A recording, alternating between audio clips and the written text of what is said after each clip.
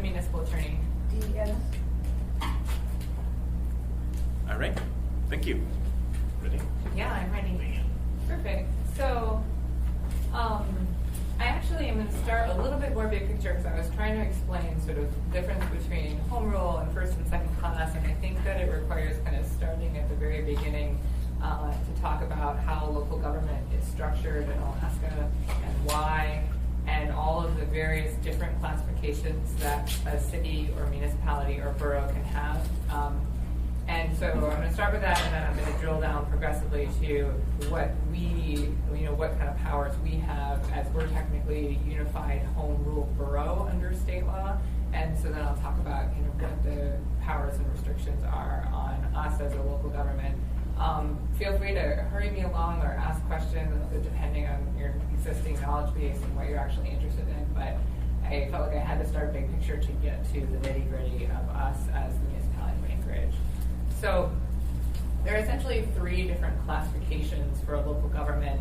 I would say sort of what the level of government is in Alaska, what the type of government is, and then what the class of government is. So, and you can, all of those things can be combined in different ways for a local government in Alaska. So we have boroughs in Alaska as our first largest regional form of local government. There are 19 organized boroughs and an unorganized borough, which is sort of a hybrid creature where it's still a borough, but the government of the borough is the state legislature in accordance with law. Why do we have boroughs? You may all already know this. I went back and looked at the minutes of the Constitutional Convention. It seems like the real issue was that the framers wanted to avoid dovetailing with existing bodies of law and expectations about county government, that they wanted to start fresh with the idea that we had a different type of creature for a regional government in Alaska, and thus we couldn't and shouldn't look outside for rules or case law about what a county should do. So we have boroughs instead, although there was apparently this very hilarious interchange where a representative from Fairbanks said, I hate that, it sounds like I'm a rabbit, that people are going to make fun of us because it sounds like we live in boroughs, B-U-R-R-O-W, and he was apparently overridden by the other forces at play in the Constitutional Convention, and here we are in boroughs, not rabbits. So we have boroughs, and then we have incorporated cities, some of which are within boroughs, some of which are in the unincorporated borough, and that has a difference makes a difference for what their powers are. But this is the map from the Local Boundary Commission. And as an additional resource, if you haven't ever spent much time on the Local Boundary Commission's website, it's a tremendously interesting resource. I worked with a lot of private practice because they also, among other things, will give you maps of every community in rural Alaska, very accurate profile maps and so it's a really wonderful resource for learning about local governments in Alaska, particularly outside of Anchorage and Fairbanks and Juneau. They do a lot of work supporting the rural communities in the state to govern themselves. What is the name of the resource again? This is on the Local Boundary Commission's website. It's a part of the Department of Community and Economic Development, DCCED, the acronym, the State Community and Economic Development Agency.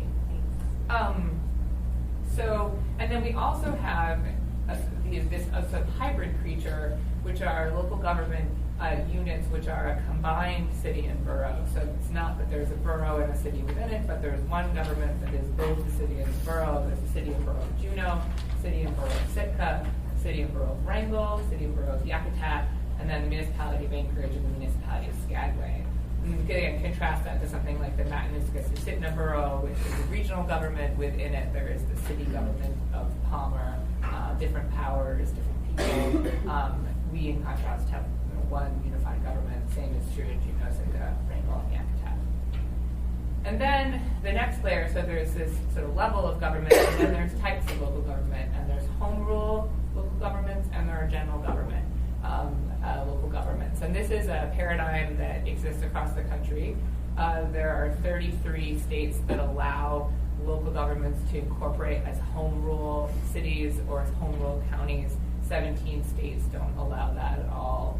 We are clearly in 33 group because we do allow home rule municipalities or home rule cities or boroughs. And there was also a lot of talk about this during the Constitutional Convention, and it's sort of, and the outcome of this is actually written into our Constitution, into our statutes, that we are a state that prefers to enable local governments to have the broadest possible powers that they can have, rather than the most narrow powers that they can have, reserving the rest of the power to the state. So the distinction here is a home rule municipality adopts a charter subject to voter approval that sets out the legal powers of the home rule entity, and it has all powers not prohibited by law or by charter. So it's sort of the burden shifts. It's like if there isn't a rule that says you can't do it, you can do it as a home rule municipality, home rule city, home rule borough. It's an option for boroughs, it's an option for cities to incorporate as a home rule jurisdiction, as long as you have at least 400 permanent residents. So cities with less than 400 permanent residents are not allowed to incorporate under state law as a home rule jurisdiction. In contrast, general government jurisdictions are unchartered, and they have the exact opposite assumption. They only have the powers that are granted by law. So for a general government jurisdiction, if there is a rule that says you can do it, you can do it, otherwise you can't do it. So it's sort of the flip, the exact opposite of the home rule in terms of how you figure out whether or not you have the power to do something. Any other organized community, so that if you don't elect to be home rule, then you're general government in Alaska. So this is again sort of recorded and expressed in both our Constitution and in Title 29 of Alaska statutes.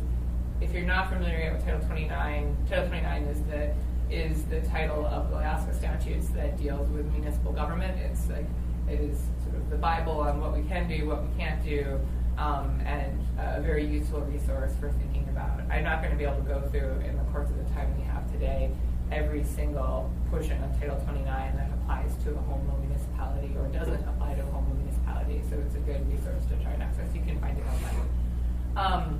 So our Constitution talks about home rule powers, again makes clear that a home rule borough or city has all legislative powers not prohibited by law or by charter. This is again embodied in Title 29.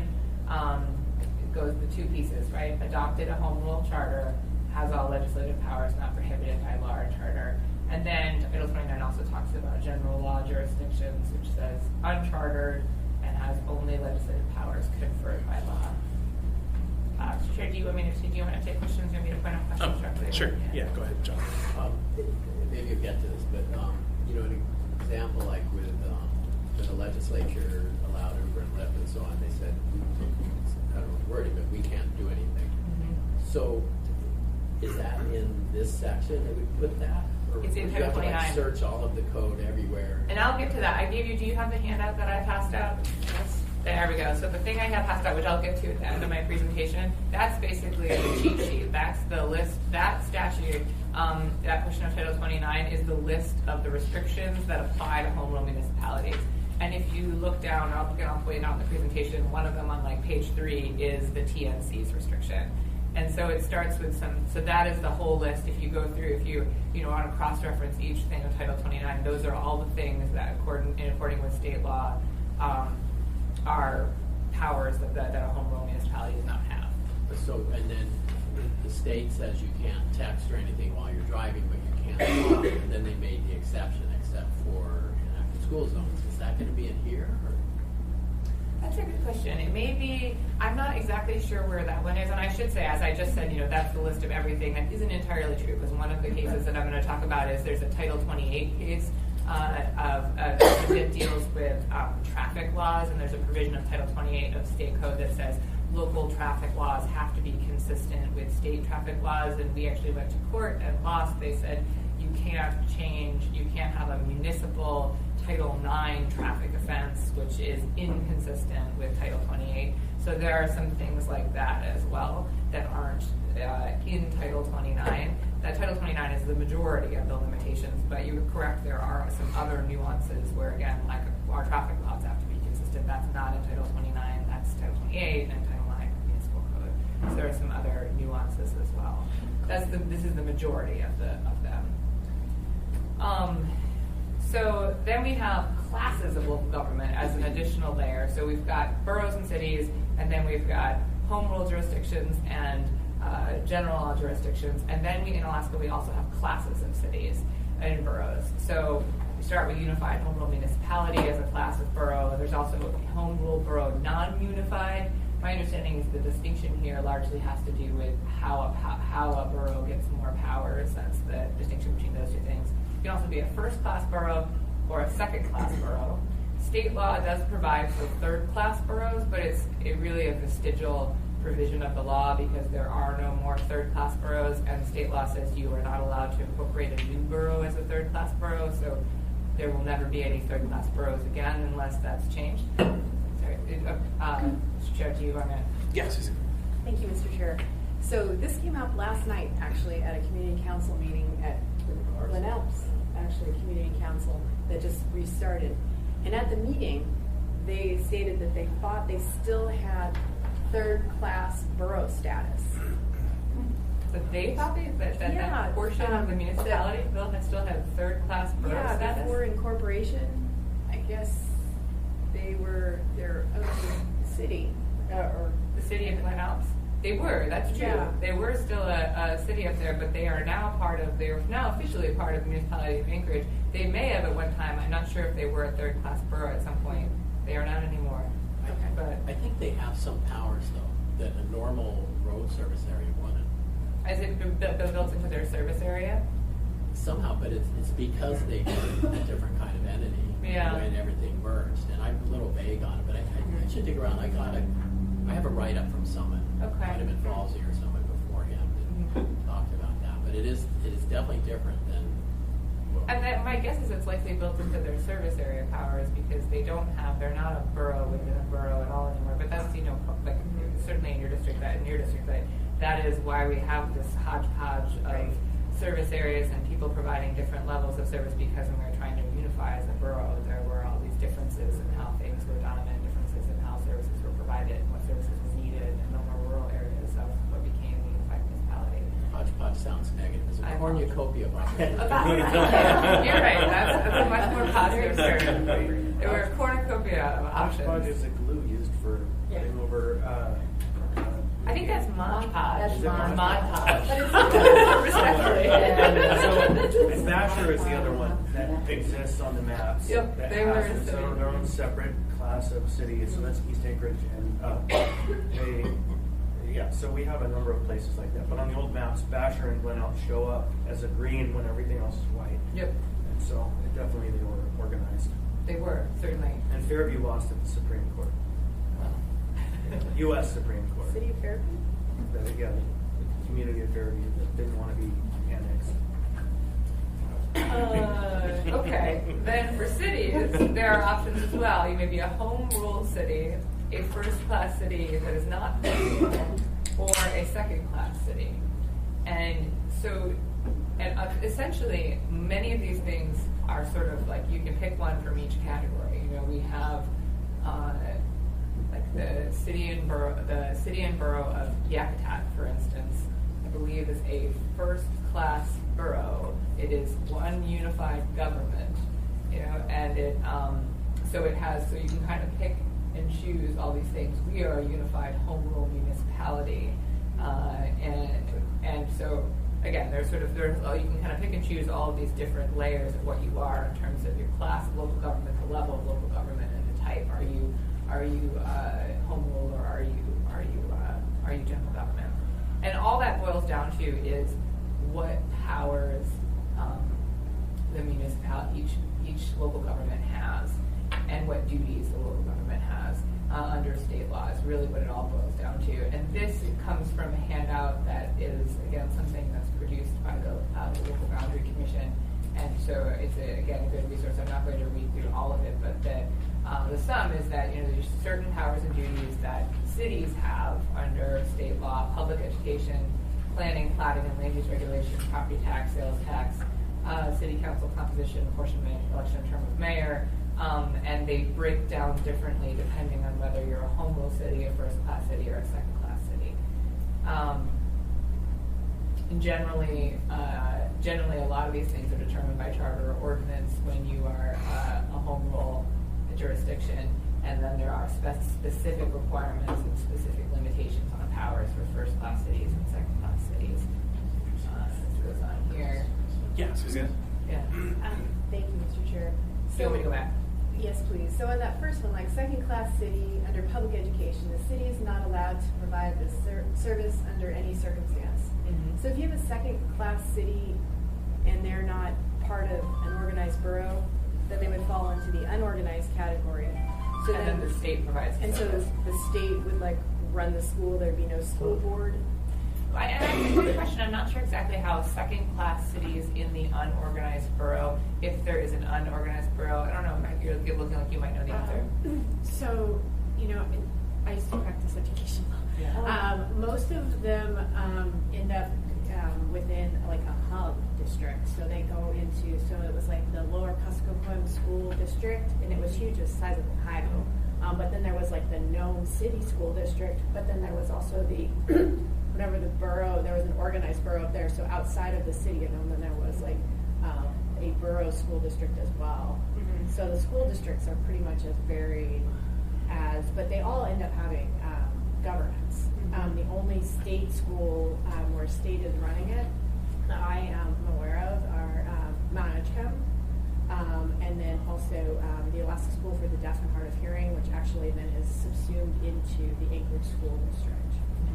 I mean, that's a good example of, so what you're talking about there, you're saying, so Nome is an incorporated city, which I'm not sure if Nome is first class or home rule, but they have elected to take the power of public education, right? So they have their own public education, they have their own school district that is run locally. And then outside of Nome, the borough has the power, outside of any other incorporated city. I think that's a Northwest Arctic borough. Yes, that thank Nome's you. in, right? Or is that, that's where Kotzebue is. But Kotzebue, Northwest Arctic, and then there's, Anyway, but up there, that borough has the school district power outside of incorporated cities.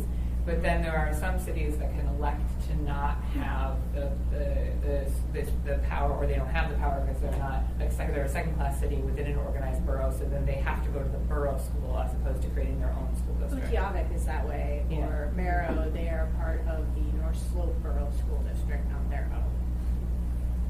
But I don't know about the specific question of second-class cities that are incorporated within the unorganized borough, so within that big gray arc, that goes around the middle of the state. I don't know how their school districts are organized. That's the question. There are all districts in Yeah. there, so there's not like a separate, like we never dealt with the state Mhm. on those, they were always school districts. Those two schools I mentioned are the only two where we would start to deal directly with the Directly with state, the state, and yeah. then not just the State Department of Education at that point. Thanks. Okay. So on with the powers and duties of cities. And then we have a similar breakdown for powers and duties of organized boroughs. So move back to the school district question. So the borough basically is the default unit for public education. A borough must provide public education, again, unless the power, except in those areas within a borough where there's an incorporated first-class city or home rule city which has elected to take the power of public education and provide that power directly. I think probably Fairbanks is a good example of that, because Fairbanks, I believe Fairbanks is a first-class city, and they exist within the Fairbanks North Star Borough, which has public education power, but Fairbanks, I believe, has its own school district, which it has elected to take, even though it is within the borough, it's an incorporated city, it doesn't go to borough schools, it goes to city schools. Daycare facility licensing is a power that's specifically addressed in state law.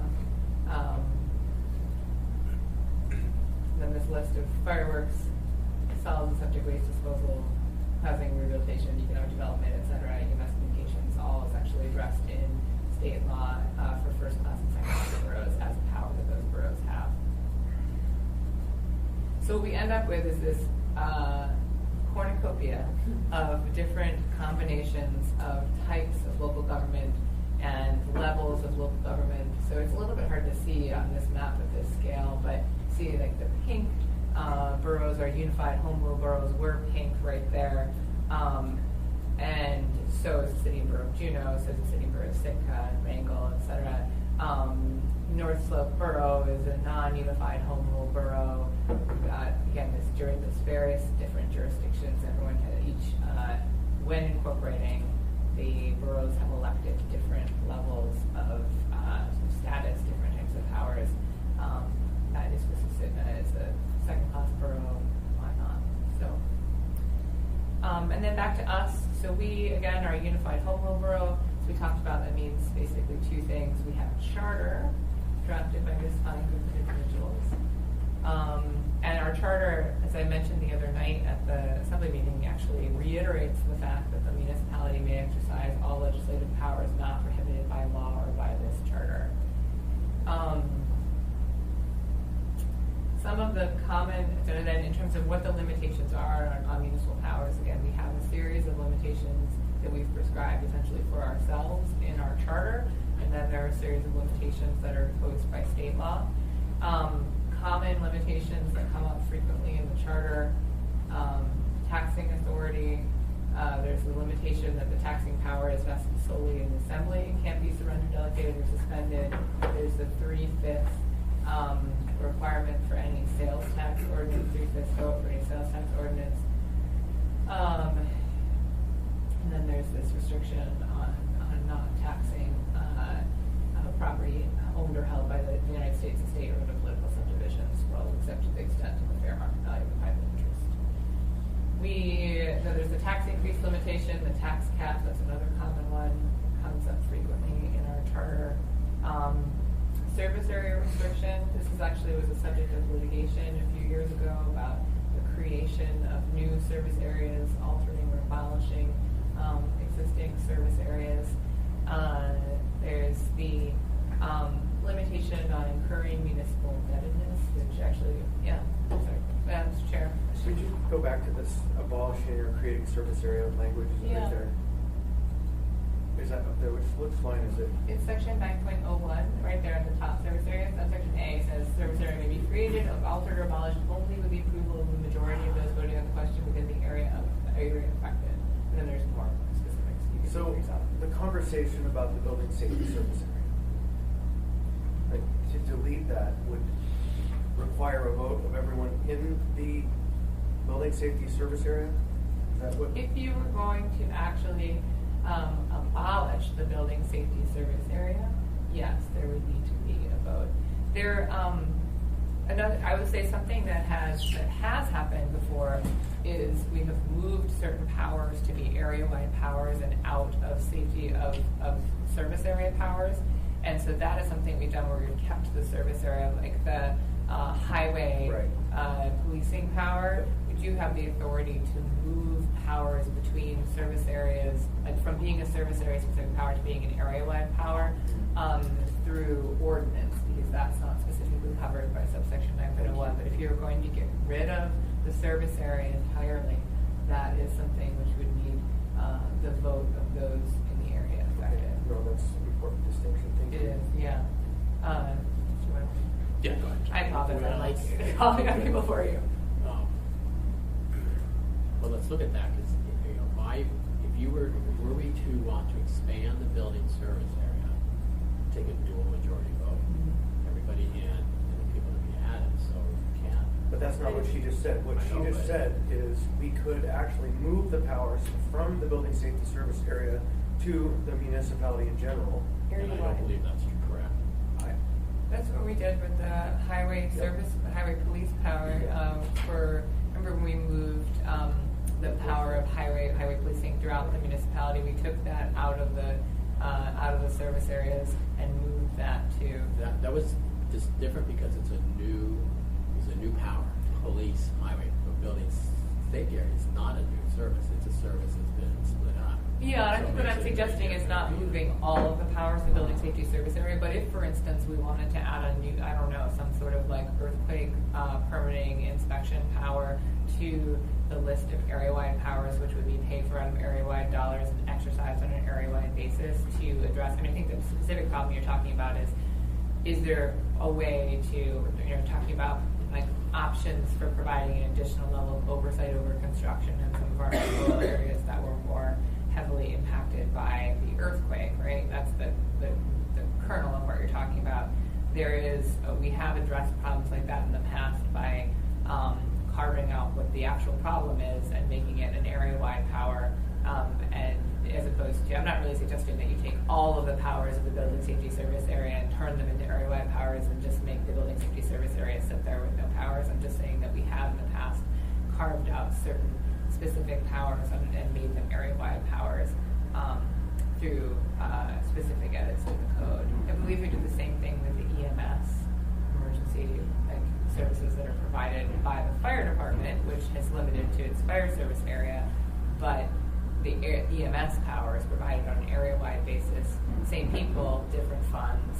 Something that we've decided, a previous assembly decided was a priority to provide across the entire municipality, again, through area-wide funds, same level of service.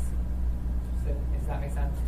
I absolutely think that you are correct that we have the ability to be flexible within those rules based on just, since I've been on the body, we've done it. So yes. Does that answer your question? No. Well, I just want to make sure, because Con Bundy, what happened with the police is they, in one vote, same ballot proposition, abolished the police service area, created it with new boundaries, okay, which technically legally worked, but what didn't sit well with people said, no, you have to do this, we have to vote ourselves in, particularly the hillside was upset. And Con Bundy changed state laws that kind of forced this dual majority thing on it, so you're kind of finesse it by pulling some powers out. Like we did it, we did it for the service area, but it was a combination of things there. One, it was new and you carved out, but also there are no people, no residents on those highways. We didn't include residents, right? We just said this area, these highways are.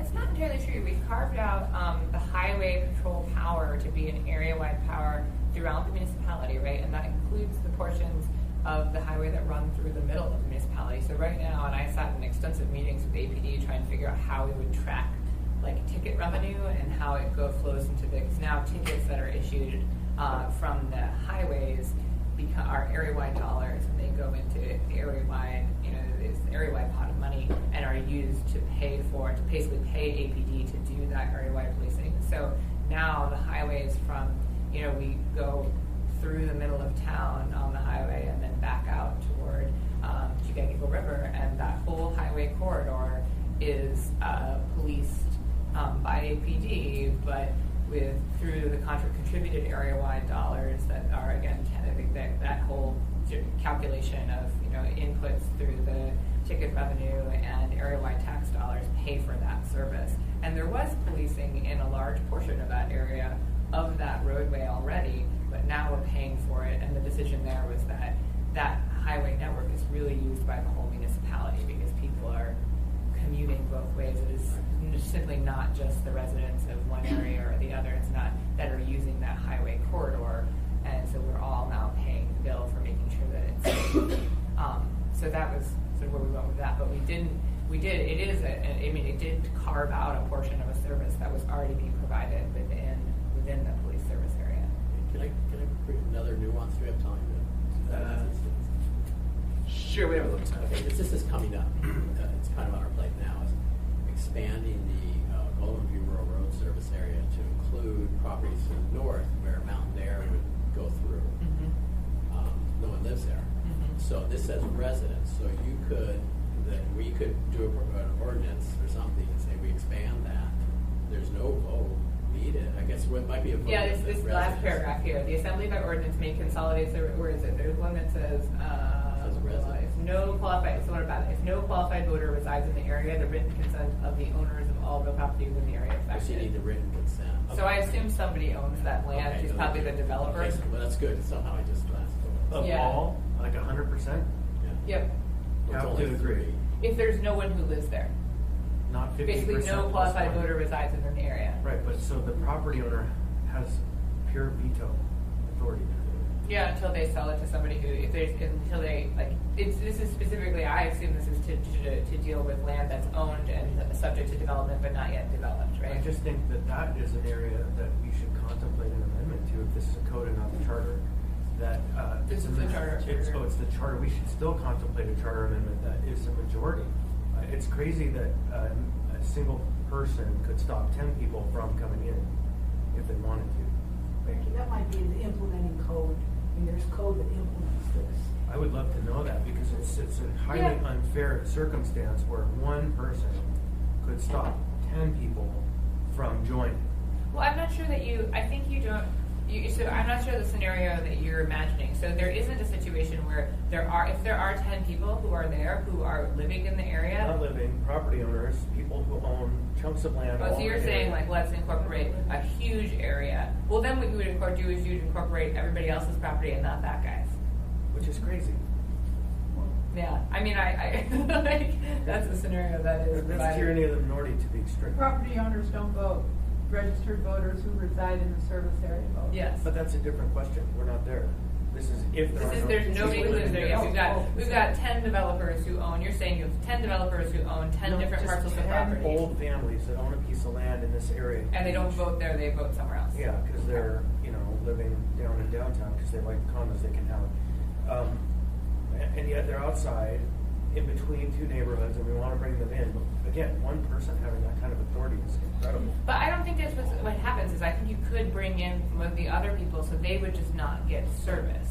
Like if they're like, I don't want service, I don't want it. There's like nobody lives here. I don't want to be part of the service area because I don't want service to my. I don't want road service to my land. And your road can't come across, and so the neighbors stay isolated.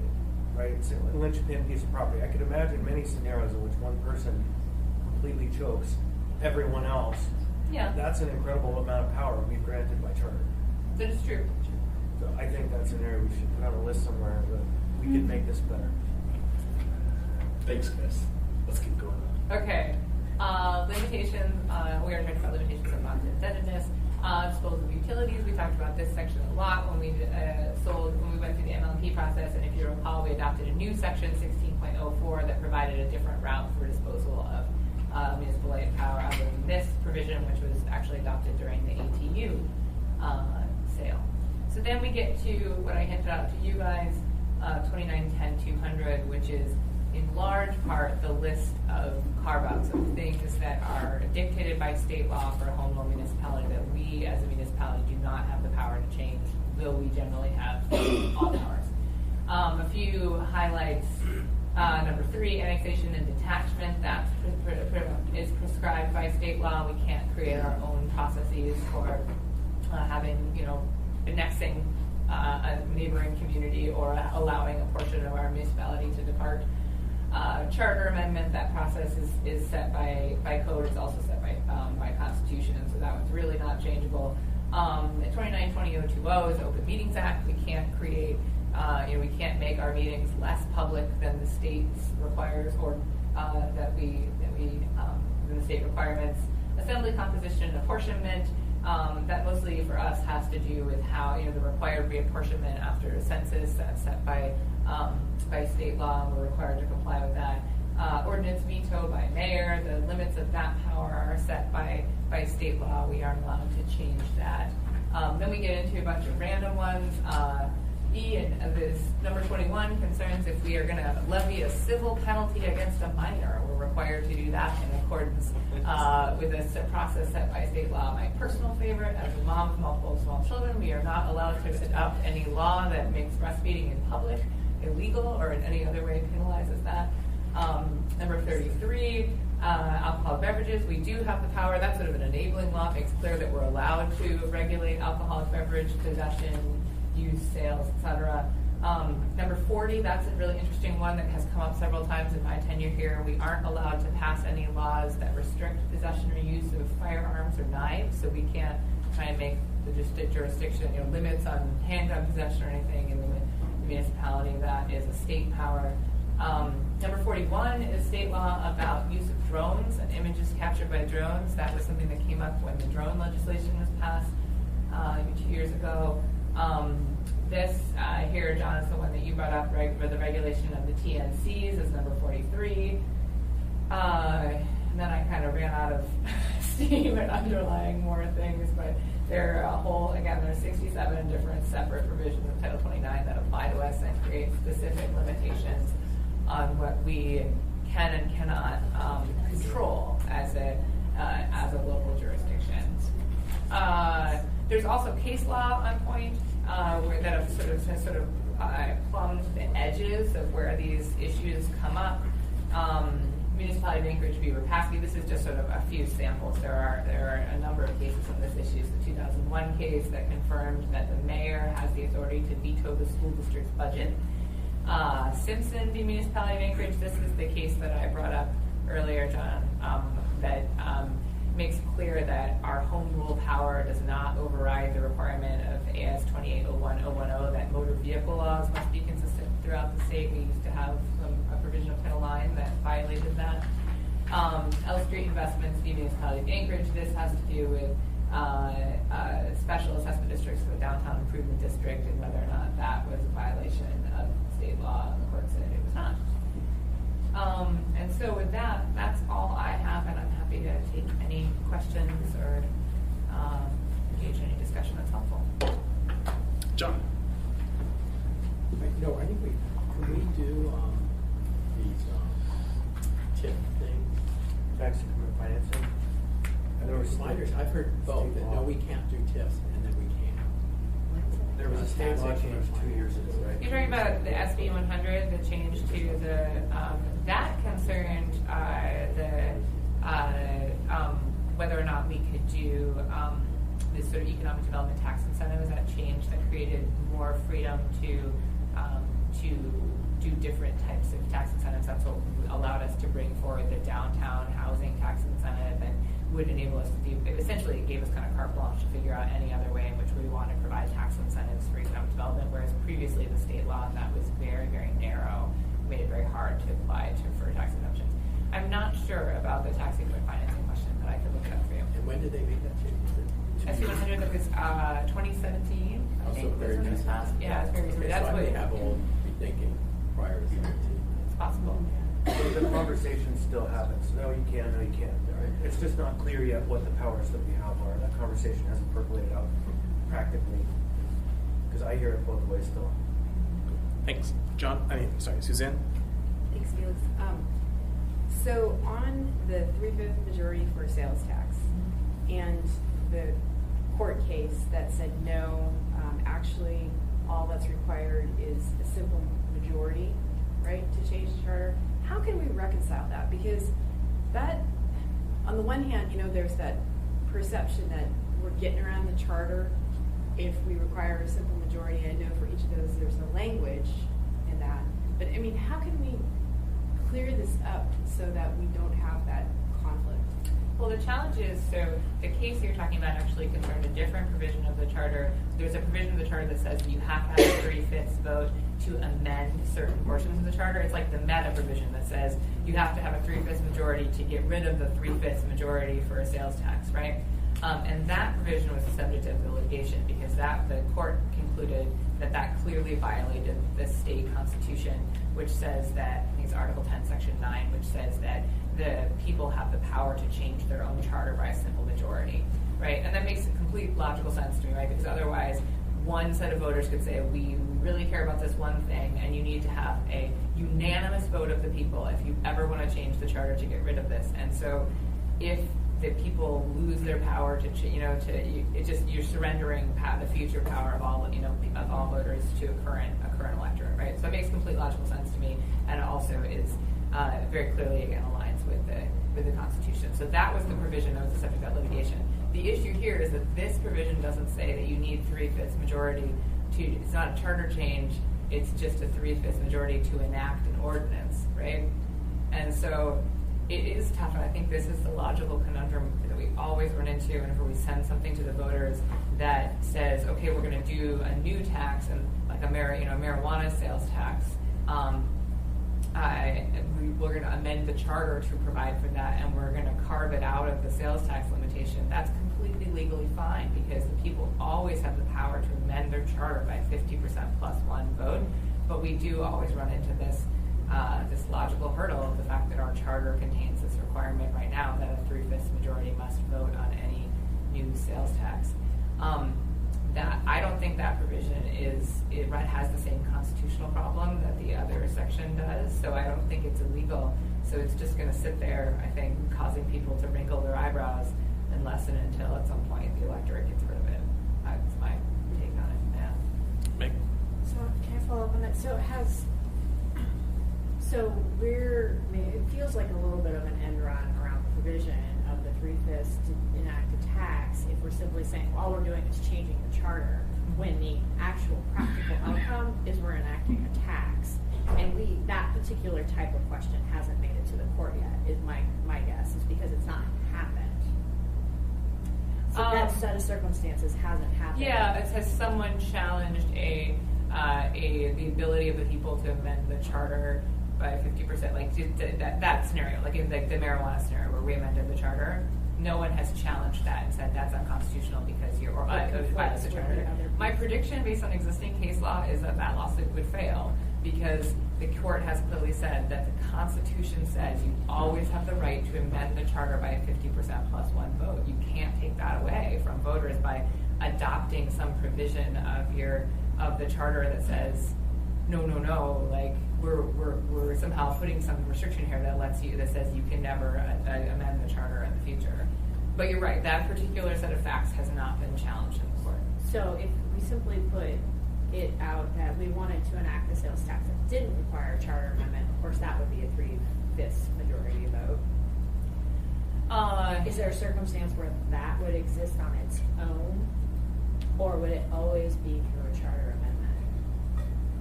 A sales tax would always be through a charter amendment. You could seek a charter amendment that says we're amending the charter to allow for a sales tax by a 50% plus one vote, and we're simultaneously amending this. We'll go back. You would simultaneously amend 14.01, and you see how it already has happened, right? So there's like except the tax imposed by charter section 14.05 shall be effective if approved by the majority of the qualified voters voting in question. I believe 14.05 is that marijuana tax. So you could do it again. You could say accept the tax imposed by another new subsection, and that would be a sales tax. I think you could certainly legally do that. I mean, isn't the practical effect is that the 3/5 requirement is pretty much inert at this point?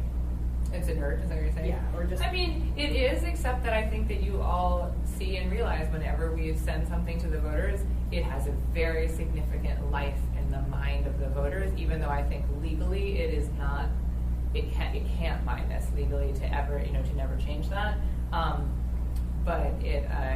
But it lives very strongly in the mind of the electorate. So it's something that would be, I think, significant to challenge on a broad base like that with a sales tax, broad-based sales tax.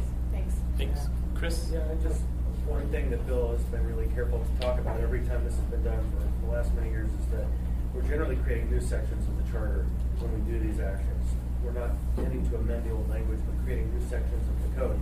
And that is the effective action, and to me, that's been much easier to explain to folks than we're amending the section that says 3/5. No, what we're doing is adding a new section. You can always add a new section. And I know that might sound like splitting an onion pretty thinly, but for me, it's worked.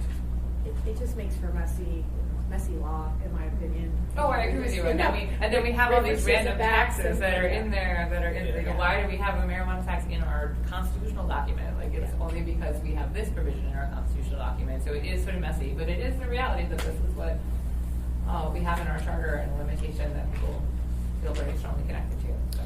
Want to state for the record, we've been joined by Mr. Peterson. Suzanne? I may have forgotten my question. Except that it is really difficult when we're talking with members of the public, because there's that very strong community expectation, and people feel like it undermines public trust when we even, I've found anyway, when we even talk about this issue. I wish we could just amend the charter to put it in red, see this, choice, and or I don't know. I just don't know how you resolve it in a way where it's transparent to everybody, and we're not Fact sheet. We need a getting fact around sheet. that. No, I agree with you, and I think that, I mean, I had a lot of questions previously. I think it's section 1801 that has the requirement that you have to have a 3/5 majority to get rid of the 3/5 majority. That's the one where there's actually, that's what the case law actually groups is the case credit caption actually concerns. And people, maybe if you asked me, why have we not changed the charter to reflect this updated, this case law that says that this is invalid? And it was like, well, if we send, there's assessment in the will to send this clarification to the voters who would probably vote against it because it seems like it's taking away voter power. So we've just left it there with a note in the charter that says this has been considered deemed unconstitutional, so we don't enforce this provision. All right. Any other questions for Becky? Yeah. Actually, the more we talk about service areas, the more confused I get. I thought I was pretty clear on it.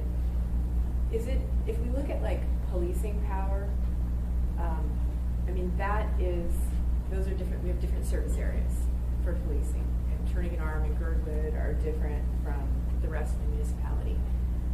But if it were to be declared an area-wide service and everybody would be treated equally, then that wouldn't require the dual vote, right? To take the power, and again, there is no precedent for effectively eliminating all of the services of a service area that way, but we have taken certain powers that are sort of limited powers that have been deemed to address the entire municipality and carved them out of service areas and made them into an area-wide power through a code amendment. So that is something that, if something becomes an area-wide power, then it comes out of the service area concept entirely, and it doesn't need to be voted on.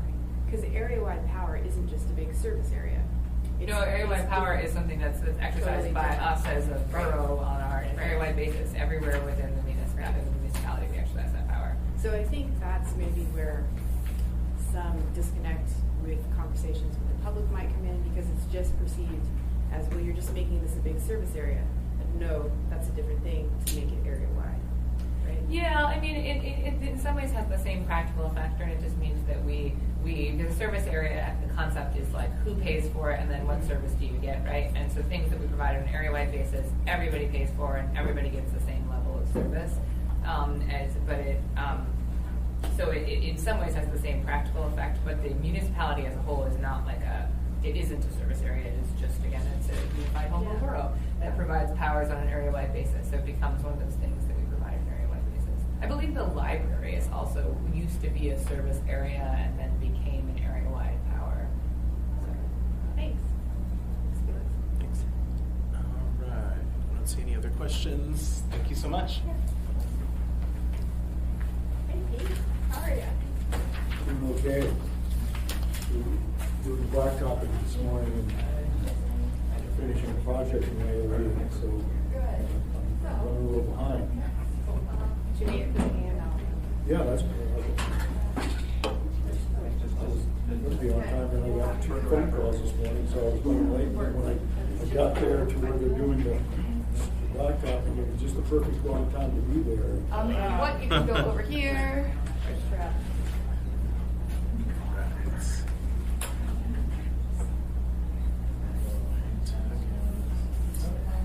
This is just gonna be.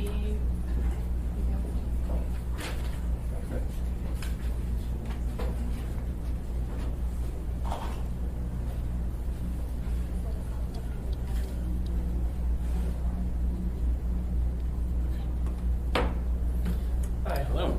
Nils. Felix. Nice to meet you.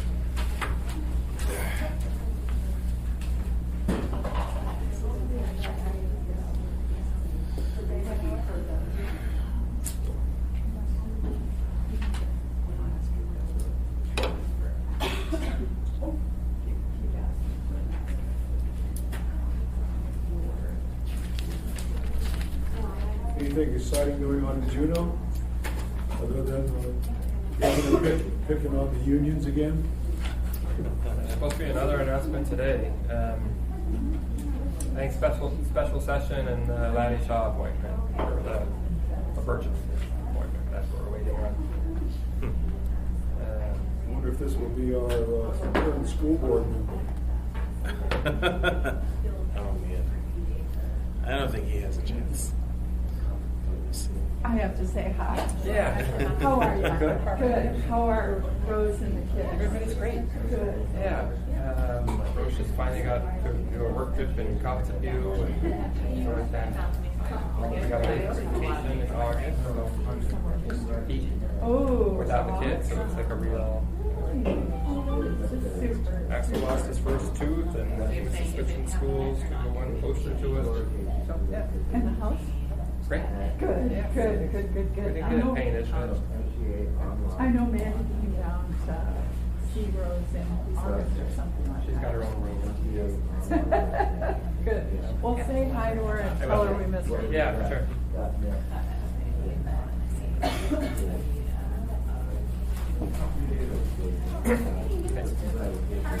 Good.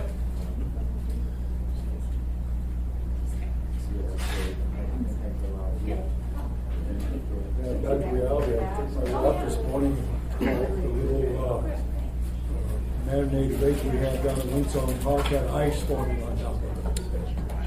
It's cold. 24, 25 degrees.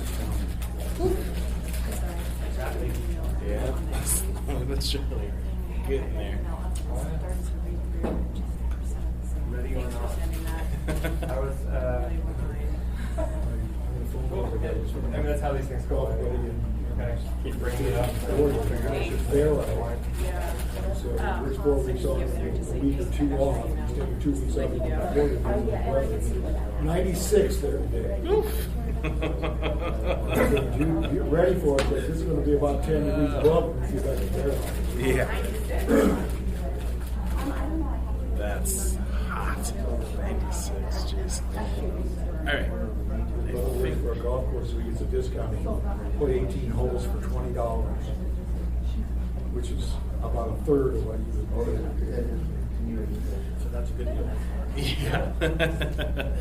All right, I think. Yeah, me neither. I'm like, oh, Christ, I don't know.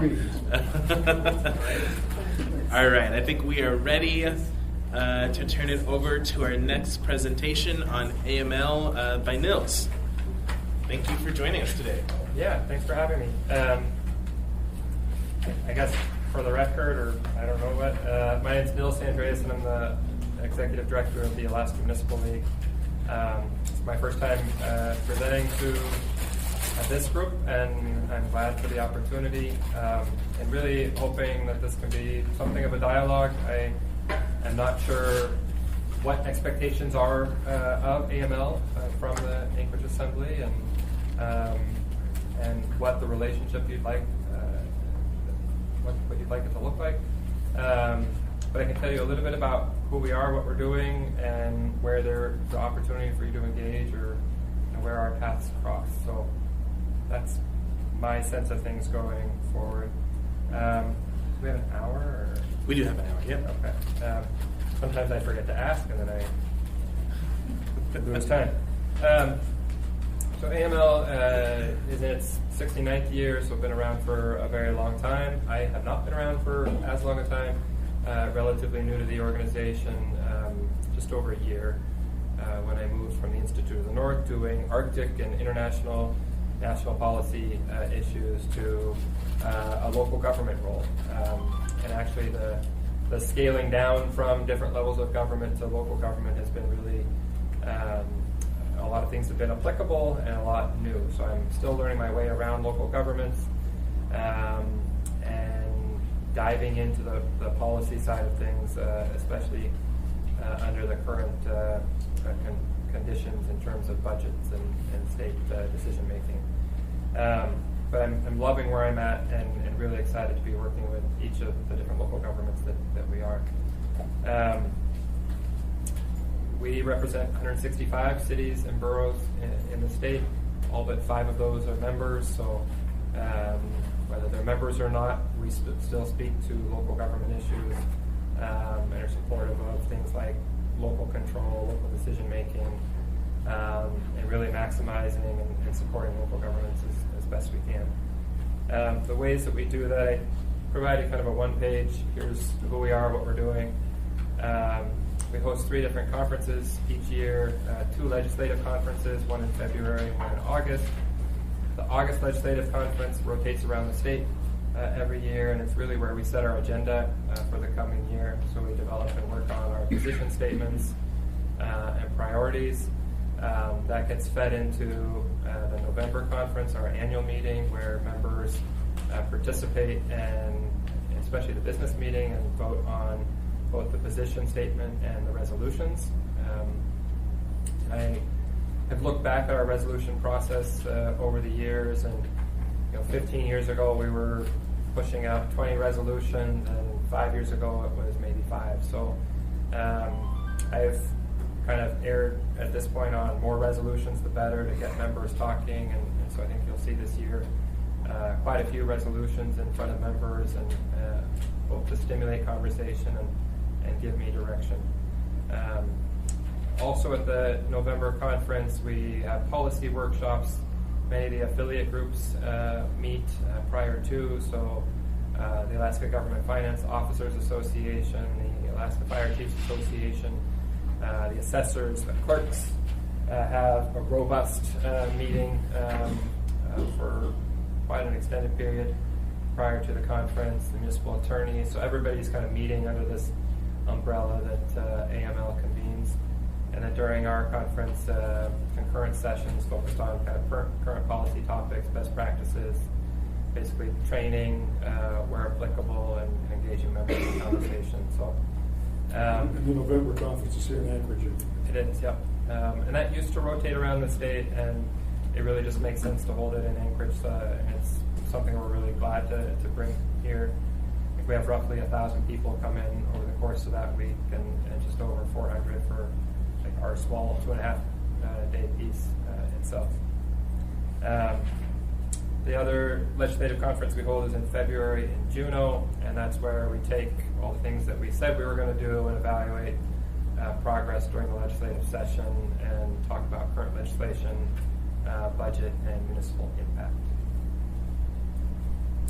Okay. Those are the most visible expressions of AML, and often when I meet with people around the state, they say, I'll be going to AML, and what they mean is the November conference. So that's kind of where people see us most. We also produce a number of publications that local governments help us to develop. We do a salary survey each year, and if Anchorage participated this year, you joined 49 other cities or boroughs who have given us numbers on what different positions earn and what benefits look like and all that, and we release that to members so that they can work with those numbers for developing their next year's budget. So usually that comes out after the new state fiscal year, so in July sometime.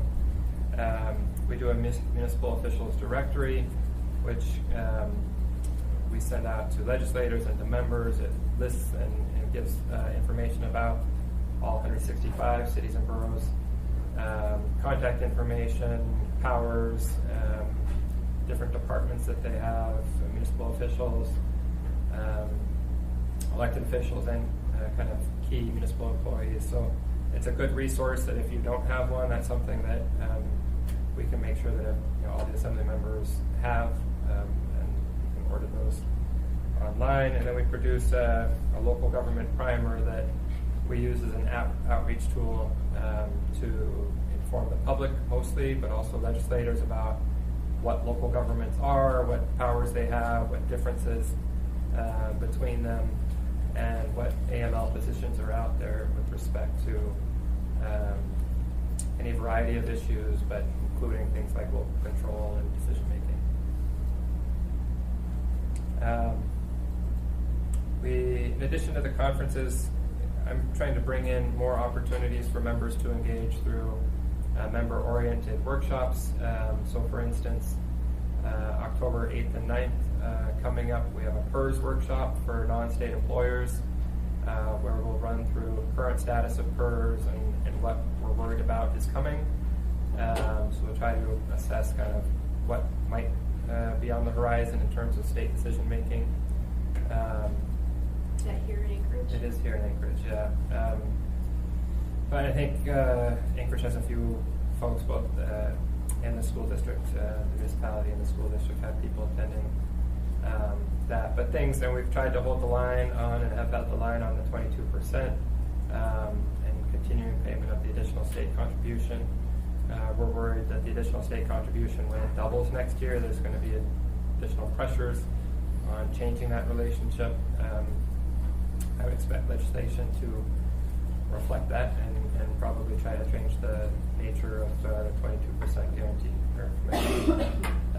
So it's bringing non-state employers together to come up with really a coalition and a scenario in which we're working together to not have the state do that.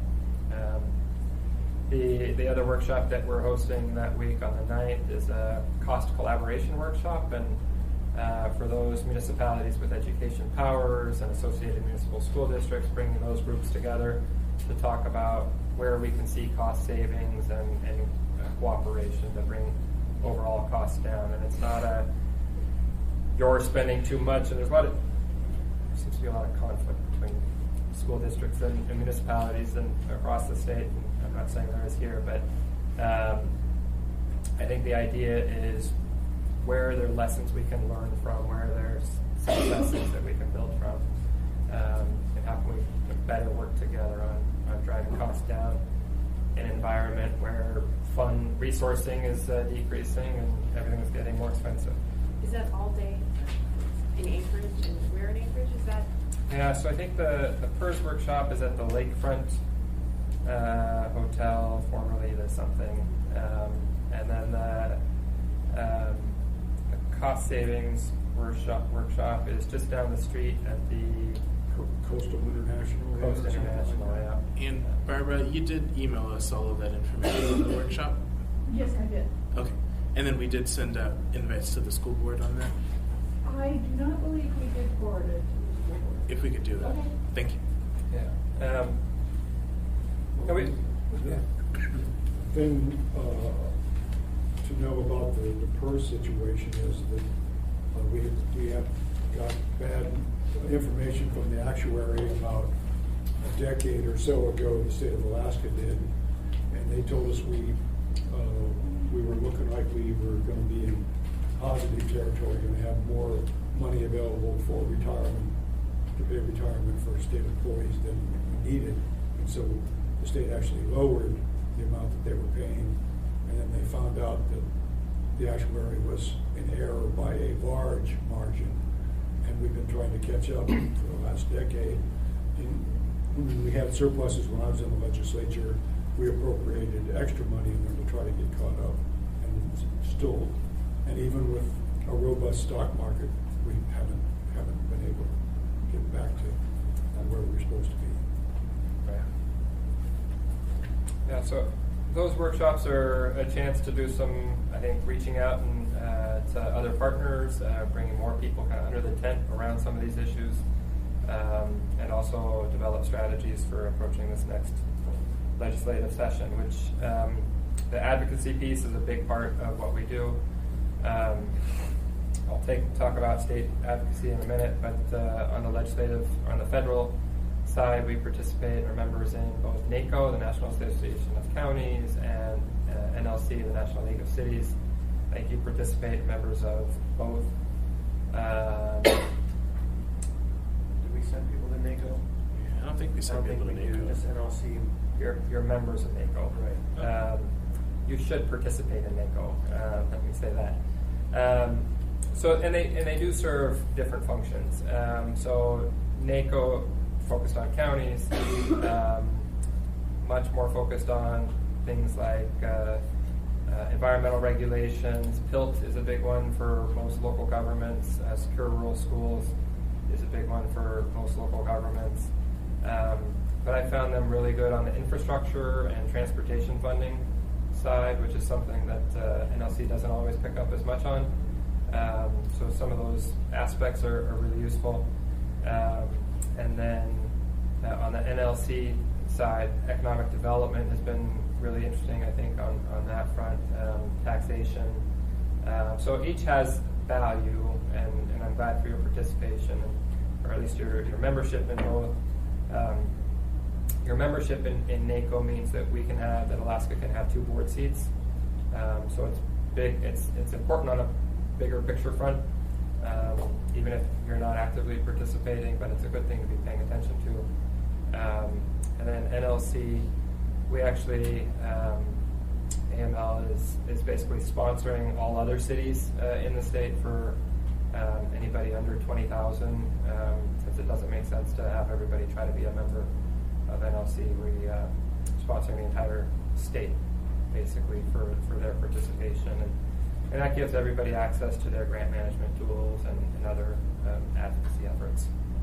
Mr. Chair, will you be participating in the city summit? No, it's the same time as our annual conference, and so we need to fix that in the future. I think theirs is 2022 and ours are the same date. So I just would offer that we went to the advocacy conference last year, probably will go again. The NLC, the Anchorage and the AML coordination was more of an afterthought. It was a party at the end, kind of let's have dinner and talk. Right. It would be nice in advance of that kind of effort where you're going and we're going, that we put our brains together and get the most out of it from a plan perspective. Yeah. No, that'd be great. It's easier on the NACO front with just 19 participants to know who's going, and it's much more coordinated. And NLC, I think we're always surprised by, Anchorage is here, Kodiak's here. So it's something we can reach out to you Let's ahead of work time. in advance so we have a shared platform. Yeah, that'd be great. One of the things that we're working on with NLC is some of the online sales tax stuff that we're doing, for instance. So, for NLC, some of their advocacy teams and their lobbying efforts are really well developed, really well researched. We're bringing up their early childhood folks for our annual conference to talk about early childhood education. So I really appreciate some of the tools that they have. But that's most of what happens on the federal side for us, is we work through NACO and NLC to advocate. We stay in touch with our congressional delegation to really focus on kind of those big budget item things, the PILT and secure rural schools, other federal programs like CDBG and HUD funding, and then the third kind of bucket is the infrastructure, the highway bill and transportation bills. Roughly in terms of our federal lobbying, it's something that's more of a blind spot for me. I don't know fully what federal issues or programs really impact you directly, so the more communication I have from you in terms of here's what would be really helpful, the more I can do on the federal side. John. So this is great. I've been remotely knowledgeable that you exist. Right. How effective is your advocacy? When you go down to Juneau, don't you have like a fly-in and everybody goes down there, knocks on doors? Does that sway anybody? It's 95% successful. All right. So you'll bring forward, we want this from the legislature, 95% of your list was not this. That's not for the record, 95%. I think he was making a joke. Yeah. No, I think it depends on the legislative session. It depends on the list of issues. If I look back at the resolutions that we've produced over the years and kind of our position statement, like the big picture issues, more funding for energy, or those things I think are iterative and it's not as successful in terms of advocacy each year. But if I look at this year in terms of our response to the budget, it was really effective. We had legislative support. We were able to communicate municipal impacts really well, and we were able to push back a lot on what the governor produced. So really when we did our calculations, it was roughly $900 million being shifted to local governments or directly impacting local governments. And out of that, it was beyond school bond debt reimbursement and some of the social service aspects, we were moderately successful. So I think it is helpful for us to be advocating, to be lobbying at the state level. I think I said this to the Northwest Arctic Borough Assembly yesterday, that any single municipality is going to get more from its lobbyists than you will from AML, right? Because you can cut a deal in your interests. You can negotiate on behalf of your municipality. My job and AML's job is to make sure that there's no negative impacts from that negotiation to everybody else, or that we can bring everybody into a common platform that says we're all in this together. No decision should be made that negatively impacts another local government. And I think there's always going to be that tension. We stay out of project advocacy. We stay out of anything that individually impacts you. But if your decision to negotiate around one item negatively impacts another local government, then that leaves us. It undercuts AML's position in a group advocacy and makes our lobbying more difficult. We're going to have to leave in a few minutes, so can I ask another one? Go ahead. I can wait for you. Okay. This is fairly specific, but it's something that we see coming down. It ties into what you just said, but we get a certain amount of AMAPs, we're an MPO for federal funds, and we get a certain allocation just by formula from the feds. What we heard is, Wasilla has hit the 50,000, so they can become an MPO, and are working towards that. So they'll have a formula too. What we've heard is that there is some within the state administration desire to take part of ours and give that to Wasilla. And we have a formula. It seems very odd. But so if this is in the works, I mean, how would you track that? Know that issue exists? What would you do with that? Now you know something. Yeah. So first, tell me about it. And often, that's the biggest gap, is that members think that this is their issue. And if I don't know that it's an issue, then I can't help at all. And it often turns out that it's a lot of other people's issue too. So one, communicate, hey, this is what we're faced with. Two, that we can go back and do some work to figure out with the department and with other local governments, is this a bigger issue, and who does this impact? And then we can work to either facilitate, communication between you and Wasilla, or you and the department, or whatever, or stay out of it and let you do what you want to. But I think the broader goal is we can often tie those changes back to broader policy things. So things like the recent ICAP increase, indirect rates for Department of Transportation projects that will impact your AMATs. They went from 4.8% to 9%, doubled across the board. So the $1 billion in federal funding that the DOT receives, where they would have gotten $50 million from that, they're now getting $100 million from that, and that's $50 million less that's going to the projects that you planned for and budgeted for, and now have a gap in. So it feels like just that small piece is just related to you, but it's part of a bigger picture. And ultimately it's going to be that nickel and diming that is increasing. Animal control costs, the registration fee just increased 1,200%. From 25 to 300, it's not a big deal, but it's significant when you're applying that across the board. So it's part of this broader trend of state rescission, preemption, and cost shifting that I need to be tracking, and the more information I have from you, the better more effective we can be. Good, thank you. Thank you. Chris? Thank you. As you mentioned, trying to understand our priorities federally and locally. We were just having a meeting in advance of this conversation about our work with the port. And the port is a pretty critical piece of infrastructure for municipalities and cities across the state of Alaska. 80% of the cities that receive goods and services come across that port in some way. So, and we're confronting construction challenges that have been ongoing for many years, which I'm sure you're well versed on. And one of the elements of the report that was delivered to us that proposed to create a different structure for our port commission that would allow for participants to come from outside of Anchorage, at least in a number of seats, so that we can start to effectuate the actual action that it's a statewide port, and not just this talking point that it's a statewide port. And so it's an interesting area that we might want to talk about, because you represent a number of cities across the state that are beneficiaries of the Port of Alaska and may not know the impacts of what happens if the port goes down and how are we going to fund it. So then that's one action might be for us through AML and our participation to work and have a plan for events coming up and start to engage education with your membership about how this port is important to them. The second piece is that we are needing to come up with a funding plan for our efforts to modernize and reconstruct certain elements of the port.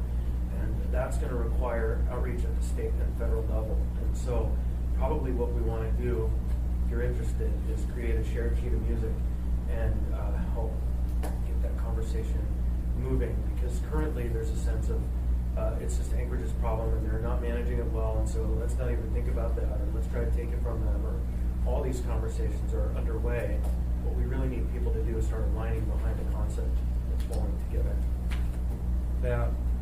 I think it blows me away that the majority of our coastal infrastructure is owned, maintained, managed by local governments without any state realization or real understanding of that at all. There's no public perception of local governments provide a critical transportation link for goods and services.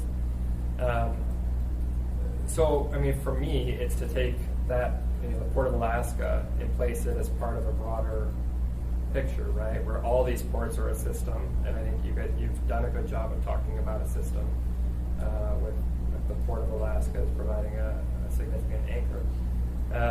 But let's talk more broadly about what ports and harbors in the state look like and who's responsible for them and who should be resourcing them.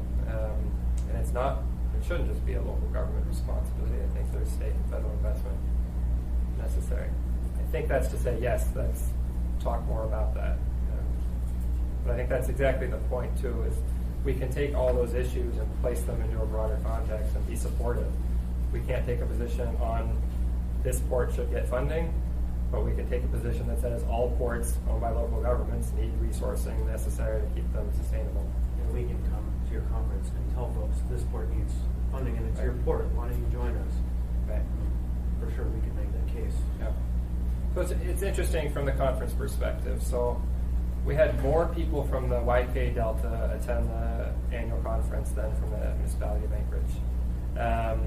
And I haven't worked out the percentage, so I think it was just 2 registrants for the annual conference from the municipality of Anchorage. And I think it's something where you can build relationships, you can attend, you can participate, and have a more meaningful effect and really a more efficient and effective effect at the conference if you're there. And not just the assembly, but staff, and be present at the annual conference. And I think members will respond well to that. They want that relationship. They want to. Anchorage often ends up being kind of like, well, we don't want to dominate in that conversation. I've heard that, or I've also heard Anchorage just dominates in conversations. So the idea, Not all of us. It's Chris. right. And the idea is that you're not in this alone, and it's not an us versus them, that we're all in this together, and you being there goes a long way to demonstrating that. So Building relationships as well. Absolutely. yeah. Barbara? Through the chair, one of the issues that I think is problematic for Anchorage and the AML conference is that our officials are elected in April, and as some of our newly elected officials know, it's like having a drink at a fire hose, and we do our best to do an orientation for our members and then have continuing education. Desiree is the coordinator for this, but AML has newly elected official training in October. Well, in October, we are so busy. We are doing budget, and we have a meeting on the Tuesday night of AML. You will probably be approving the budget. So this is the first time, I think we've had AML come and receive a resolution before, but this is the first time AML has actually come and talked to us. And one of the things that I've requested in the past was, could AML please do newly elected official training in April after these people are elected? We had like 5 new members. And obviously the clerk's office can do the best that we can, but we're really not qualified to do that. And so if AML could come here, do training for our folks in April or even the 1st of May, I think you would do a lot better to getting them to come to your conference in November. So, And that's 2 out of 3 years. Not every year. And correct. plus at the November conference, there's usually a reception that Anchorage hosts. And so it would be great if more than Suzanne and I were at that conference or at that reception, give you a chance to meet some of the other people from all over the state. Have we gotten all the information for November yet? Yes, we have. Okay. And I'm sure you'll be hearing more. How many years have you done the block party? Used to be the 3rd, isn't it? It's newish. Yeah. Yeah. But So we've done the block party before, and I think we had a pretty good turnout for the block party. I think Mr. Croft, Mr. Rivera was there, I believe, for the block party, Mr. Peterson and Ms. LaFrance. And Mr. Constant Kane, former Mayor Sullivan was there. But the clerk's office has worked with the mayor's office, and we've participated in the block party, and we're going to speak to the chair and our budget analyst and see if we have a little bit of money that we can have a table at the block party. It is really fun. It's a great idea. Yeah. Yeah, and we're going to try to open that up more broadly to the public or kind of civil society, business leaders to it. So we're going to try to make a bigger splash for that this year. All right, so I have a few folks in the queue now. Crystal? Thank you, Mr. Chair.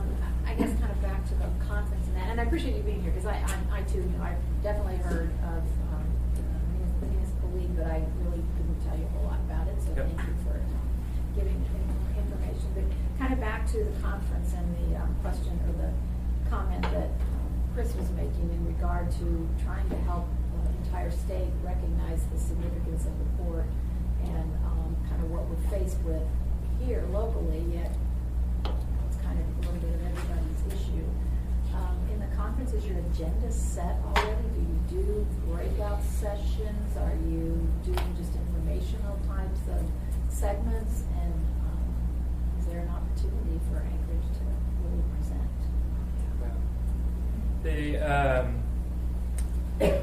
The conference agenda is mostly set. We did have the Port of Alaska, I think, is sponsoring, or I've talked to Steve about it. So we should have the logo up. Steve, they presented last year. Okay. We had them as part of a session on, I think, transportation infrastructure or something to that effect. We have an exhibitor area. That might be a good place to do an exhibit about the port, and that would be easy. Everybody's supposed to go through and have their bingo and check off the different exhibit stations, because that's what we do. This will be at the Captain Cook room. It's at the Captain Cook. But it might be, yeah, I mean, I can look for, if there's a right fit for the timing of that message, then I can look for a space. I'm always happy to work with you on that. Okay, well, thank you, because I think we just have new information right now, things that people would probably need to be updated on, and again, when we really start talking about how we fund this, it's kind of a bigger conversation. So, Right. thank you. If I could just briefly add on that, Sure. the port staff have a different perspective and a different voice than the policymakers, and so I think it's important to have not just a presentation from the staff or even the administration, but us as policymakers would be an important voice in that. So Right. just be aware of just leaving the lead to the staff. Great. Yeah. Barbara? Through the chair, I think that it's a great idea to talk about presenting information to AML. But I can tell you, and I think Nils is too polite to tell you, he tried to tell you that Anchorage needs a presence at AML. And people are not interested in hearing your opinion if you do not have a presence there. So, and you're involved and interested in those issues. So in the past, I can tell you, our former Assembly Program and Budget Analyst, who happens to be Rose Foley and Neil's wife, she drafted several resolutions for Anchorage. One of them was the fire sprinkler exemption. And I think some of you know that resolution passed, and I believe the state acted on it. Is that correct? So now that's a state law. That was a request from Anchorage. Well, the other resolution that our former budget analyst drafted concerns the Port of Alaska. And at the resolutions committee, it was voted down 100% because it was an Anchorage-specific issue. So this is where you need to get involved. The resolutions committee meets during AML. Draft resolutions are due on October 4th, and that's something that we need to do the work ahead of time before so that we can get AML to buy into this. So that would be my recommendation to you. Sure. We have assembly members who are assigned that representation role, correct? Yeah, we do. Okay, Yeah. so how is it that Anchorage is perceived as not participating or not present? So I I think think they can explain that to you. Am I stepping on toes here? Or? No, Okay, no. okay. Suzanne and I are on the board. Yeah. I'm on the board. So you have designated, you've got folks participating at the board level. I think it's being more active during the events themselves. So you can have 2 assembly members participating, but having mayor staff there, having other municipal officials there at the staff level participating. So just for instance, the city of Wasilla brings their entire council, and 2 or 3 levels down in terms of staff. To have, the YK have 40 people, 10% of participants from the YK. There's a block there where they're actively engaged and participating. So, I think it's just being more aware of what are the different types of leadership positions that we want to participate beyond the representative that we've named officially. Okay, got it. Yeah. That helps. thanks, Meg. Thank you. Hi, I'm a new member. I'm really interested in what resources that AML can provide, or with our partners, about conveying complex issues to the public for public input. The port is a really big one. Utilities, infrastructure, you mention them and they go, huh? Or it's panic. So that's really where I would like to be engaged. We've been really, I've only been on the body 6 months, but we've held a lot of town halls and some other things about complex issues, whether it's the state budget, UAA restructuring, homelessness in Anchorage particularly. So to the extent that there is either, if you have a work group or whatever, I'm game, because I'm really struggling with how to take something so specific and communicate it. And I think it's part of the crux of public service and just communicating what government does to people so that they want to be engaged and involved, and to dispel misinformation. Right. I was talking with a public relations consultant this morning, and she was like, well, tell me what you do or what local governments do, as if I were a 5th grader. And I was like, I don't know how to do that. I write 700-word op-eds, and it's meant for policy officials. But it was interesting because I had to go through that process, right? And I had to go through this process during the legislative session too. There are 4 buckets that local governments spend money on: public safety, infrastructure, education, and quality of life. And if I took out those line items and tried to tell, a 5th grader what they are, it's they keep the lights on, keep your roads plowed and potholes fixed, they keep your library open and make sure you have a park, and whatever the other, and they make sure that you're safe. Like that, but it took an effort to figure out what would I say to a 5th grader. And I need to do a better job of that. We're actually working, and the reason to meet with public relations consultant, is I think that's our job, I mean, across the board, across the state, and not just for Anchorage. It's how do we communicate the value of local governments? What are they currently doing that you rely on that's important? And what are the trade-offs? So when you face cost shifting or cuts or choices at a local level, what shifts out of those four priorities? And I think that's, I mean, we can talk to her blue in the face in the legislature, but if we can't talk to the public about what that means, then I think we're just an uphill battle. So you're assigned now to a working group on that topic. That's fine. Check. Just send the email, put the calendar invite out, and yeah. Perfect. No, I love it. On that point? Sure. On that point, thanks, Mr. Chair. Just to follow up, we had some discussion about the level of civics education at the last AML meeting, and I think just this idea of those four functions of local government. I mean, I know my education here in Alaska involved looking at state and federal governments, but nothing at the local level. And so I think that's a huge gap for a lot of people. And yeah, go door to door and people are like, what's the assembly? Oh, it's kind of like the city council. Oh, okay, we have one. You know. Yeah. It's only, I mean, between the state and local government. Oh, sorry. Am I supposed to be going through the chair too? You're good. Terrible. We're in. Sorry, through the chair, I don't know if some of you know, I have been involved in the Law-Related Education Committee for the Alaska Bar Association, and there is an outstanding program created by the Center for Civic Education in Washington, D.C. that has been taught in the Anchorage School District in the past, and it is called Project Citizen.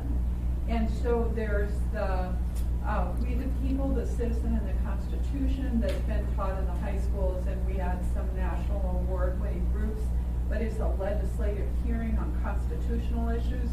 Project Citizen, some kids actually did the school district calendar, and that is when their presentation resulted in, when they presented to the board, resulted in ASD changing their calendar. You remember the semester break was in January, and their presentation resulted in ASD shifting it.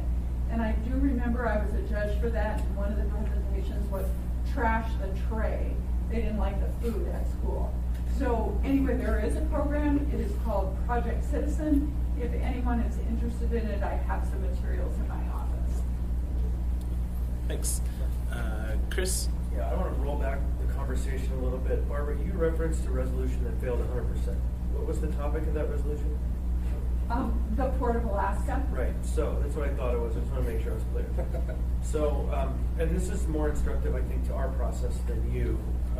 Anytime I've worked on a project where it was an outsider coming forward to seek support for a project, but they didn't come in and make themselves a member in actuality, as opposed to just a name, you know, what comes to mind is like when some outside interest comes to the Fairview Community Council and says, please support our thing. And it's a big impact, and they never came before and they never came again. It doesn't lend itself towards wanting to say yes. Now, I don't imagine it was actually 100% no vote. It was like 99% no vote, hopefully. But with that in mind, again, that comes back to the idea of us putting together kind of a campaign through AML where we do some education, invite some people to participate on potential new seats that might be created on the Port Commission so that it can be in actuality real, not just in words. And so I wanted to lay that out there, that we have groundwork we have to do separate from going to events and being social, but actually using the AML vehicles of communication to build a movement. I think that's great. I mean, I appreciate the sentiment, and I think the mechanism that you're exploring, I think that's exactly right for bringing in a broader group of people. When it comes to the Port of Alaska, and I think, as Kenny, you said, that we want everybody to understand that this is their port.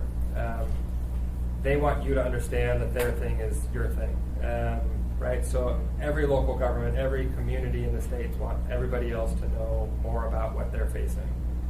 And as soon as you think, well, our thing's important to us, and we want it to be important to them, you have to think the reverse too. So, what about their situation do we need to understand and relate to and work with them on to kind of build a better partnership so that it's a two-way street there. And I would add just that the reality of that, the practical reality of that, there's only one way for us to effectively communicate to everyone outside of Anchorage that this port is theirs.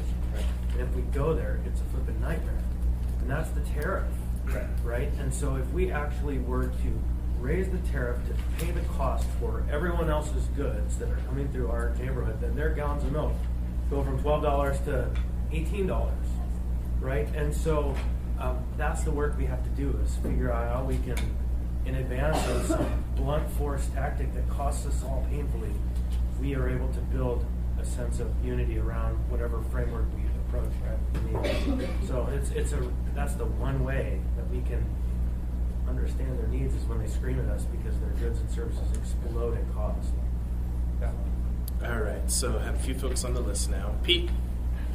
Thank you, Mr. Chairman. And just as we've always been talking about the port, and this was something that Nils had mentioned earlier, when I was in Juneau for the legislative conference of AML, I think it was not this year, but the previous year, I went to several offices to talk to legislators about the Port of Alaska and how important it was that we remodel it, rebuild it, whatever you want to call that. And their response was, well, I have such and such a port in my district, and we need X and X amount of dollars to fix that.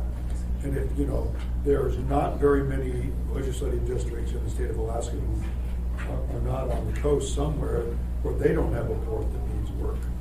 And so the way that we might be more effective in approaching this is, how can we go to the legislature and say, all of the ports in Alaska are going to need some additional funding and need work and need improvements, and we need to be aware of this, and we all need to work together to try to make this happen, because that's the lifeline of many of these communities, especially if they aren't on the road system, like the vast majority of them aren't. So I think that might be the way we need to approach that. Thanks. Suzanne? Thank you, Mr. Chair. So 2 years ago, in Haines, at my first AML meeting, we toured their port, or their dock. Yep. And, same issues of corrosion and funding. And it was, at that time, eye-opening to me, too, because it was an introduction into the different levels of organization that we just talked about in our meeting, with organized, unorganized boroughs, first-class, second-class cities. And for us, it's so different, in terms of resources and the ability to be able to, like Matsu, they don't have the power to have law enforcement, or they don't have... The borough doesn't have police powers. Right. Police powers, and so, that's makes their situation so different. So to adopt their issues as our issues, there are challenges, I think, too. Thanks. No one's a sticky Thanks. one. Is there someone in the queue? Yes. Yeah. Okay. Crystal. Thank you. Just, a comment along the same lines. I was president of the Association of Alaska School Boards, and I recognize that there are a lot of different dynamics to that kind of a relationship. And everybody says, nobody pays attention to me, they don't understand. And I'm sure the state chamber has the same issue as well. And it is a balancing act. So I appreciate that. And I just, again, thank you for coming in here and kind of telling us the perspective, because it's a lot of times it's easy to get focused on what you think is important and not realize that somebody from the outside looking in doesn't see it that way. So thank you. Thanks. Chris? Yeah, it's interesting to bring up police power at the Matsu. They could vote themselves the power, right? But they don't want to, because it actually costs money. Right? And it's so interesting, because what they want is state trooper, aka all of us, to support their police power. That's a tough conversation. I will not comment on that. You don't need to. Yeah. At some point, you have to police yourself when you grow so big. Just for informational purposes, I believe is it the city of Wausau that is pulled out of AML? The borough. The borough. Okay. Yeah. I should, so one of the things that I've been working on is this community dividend idea, mostly because I haven't seen it spelled out more than, I think the mayor has said something about about it, and others over the years have said we need to do it in. But I have spent time figuring out where the money would come from and what it would go to. And the buckets I identified in terms of where funds would go to would be one, coastal infrastructure. So I think advocating at the state level for a bucket of funds helpful for resourcing your port infrastructure development is a good thing. The second bucket is incentivizing law enforcement powers, and if you can't force somebody to take on police powers, then you can provide some of the funds necessary to maybe stand that up. So there's ways to get at both of those issues at the state level without necessarily pitting community against community. It's kind of bringing communities together to come back to the state and be like, there needs to be a different way for resourcing those things and figuring out what that partnership is. Let me not talk through the rest of this, but try to highlight just a couple other things that I realize will come up against time.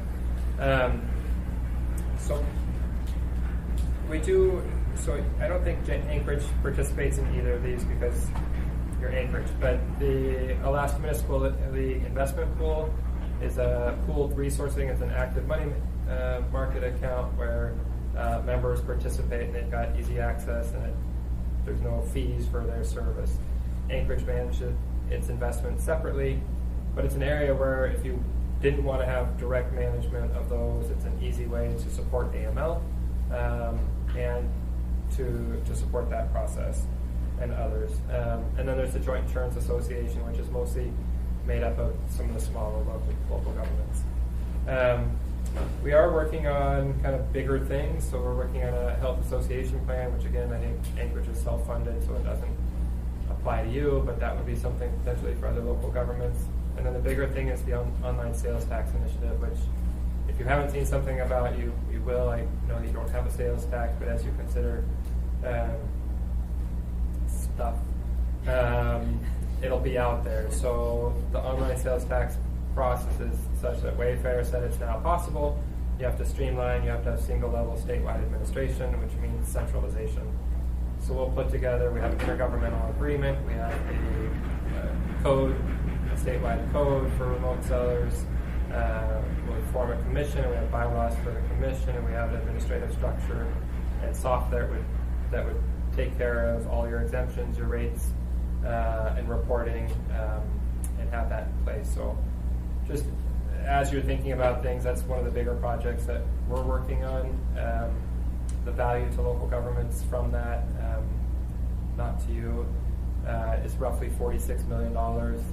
We anticipate if everybody participated who currently has a sales tax, so it's a pretty big, it'll make a big difference for a lot of communities. And then just in terms of some of the state advocacy pieces I wanted to come back to, we imagine that education will be a big deal. We'll want to stay in touch with you on kind of responses to cuts to education, or I would anticipate the potential, additional cost shifting to local governments, probably more expectations of you to pick up on behalf of the state. PERS, we'll see that come up again, and then we're trying to think through what are the other big things out there that could be shifted. But I think throughout the legislative session, to the extent that your municipal lobbyists and the administration and you can stay in touch with us about priorities, we can stay in touch. I mean, a good communication and feedback loop on that front is really important, especially given the number of Anchorage legislators who don't necessarily understand the rest of the state and may have a better understanding of the Anchorage side of things.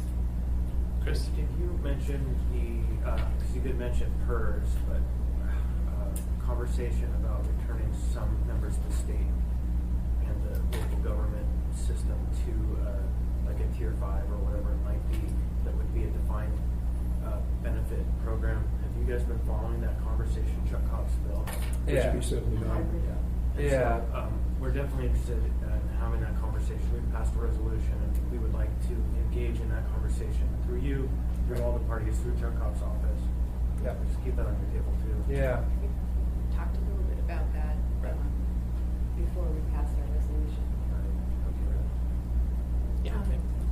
Another issue I just want to raise, I know it's particularly for Anchorage, and I think it's actually well outside of Anchorage, is the state's crumbling infrastructure around behavioral health and substance abuse and the impacts that communities are feeling, and the indirect costs we're having to do, and to really cutting at the rest of our services. So to the extent that that can be on the radar, I think it's a really important conversation, and I don't think it's one that we're having very effectively community to community right now. We're all kind of really quite focused, and I know Anchorage is feeling a little bit of a grunt because people come here, but I think we're actually seeing it play out in our hub communities and other places. So I just wanted to raise that because I think that's a legislative priority that is a little bit harder to sometimes get traction on. Partly it's funding, but partly it's some substantive change to the behavioral health system. Right. And I think Anchorage is one of the only local governments with health powers, which is, I think, why Anchorage is a little bit more sensitive to how that plays out, apart from the population impacts. So it's a good conversation, I think, for us to pick up about, what does that look like for other communities, and where is the connection for them, and how do they want to have a role? I'd love to pick that up. The other things that we worried about this session were Pioneer Home increases and senior benefits. And I know the senior citizen property tax exemption is out there, should be reimbursed, and the value of this last year would have been $84 million. It's interesting to think about that because just as it applies to seniors, that would cover the entire budgets of all 6 Pioneer Homes and senior benefits program and still leave enough for you to pick up other services. And so when we think about what are the buckets that the state's not currently reimbursing for, there's a way to address some of those issues at the state level and maybe have a different role for local governments. But it definitely takes some working through and in collaboration with others. Thank you. All right. Did you want? Yeah, Susan. I want to comment. Thank you, Nils, for being here. And I wanted to point out that if I were mayor, contest, Sorry. and Pete and I had the opportunity to read the submissions last year at the meeting, and that was really enlightening, actually. Some of them were funny and some of them were amazing. And some of them were really sad too, yeah. because it showed the depth of problems in some communities, concerning addiction and poverty-related issues. And I wanted also to mention that at the summer conference, we had the discussion related to the community dividend. What is the role of the state, and what functions and responsibilities should the state have versus local communities?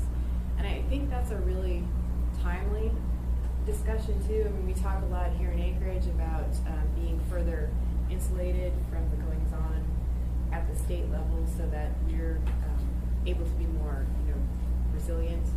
But I don't know what the next steps are to have that conversation about the community dividend. Mayor Berkowitz was there too. Actually, I think that Mr. Falsey was present for the other part of For the managers. Yeah, so we had pretty good Anchorage representation this time around. But I'd be interested in what you think are the next steps for that discussion about the community dividend and the whole state. Right. Yeah. In 1 minute. In 1 minute, yeah. So, I think on the community dividend front, there's no better time to advocate for a community dividend than right now as they're considering the formula and distribution of the QLD. So, the idea right now is that as they're taking this up, is there a different split in how they allocate those funds to government, to local government, and to individuals. So we have a 2-page letter that we sent out to legislators saying, here's the idea, is there room for that in the conversation? Some response, but I can send you that so you can see what that looks like. I'm happy to provide you other materials on the community dividend. I think it's something I think this idea of devolving state responsibilities to local government with appropriate resourcing attached is something that we're going to have to be in charge of.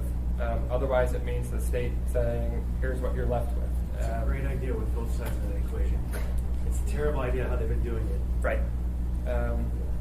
You have to have both, and local governments are, so my proposition is that with the retreat of the state, you only have one government left standing with taxing authority. So you've got local governments who, if they're interested in doing more with more, they can take these things on.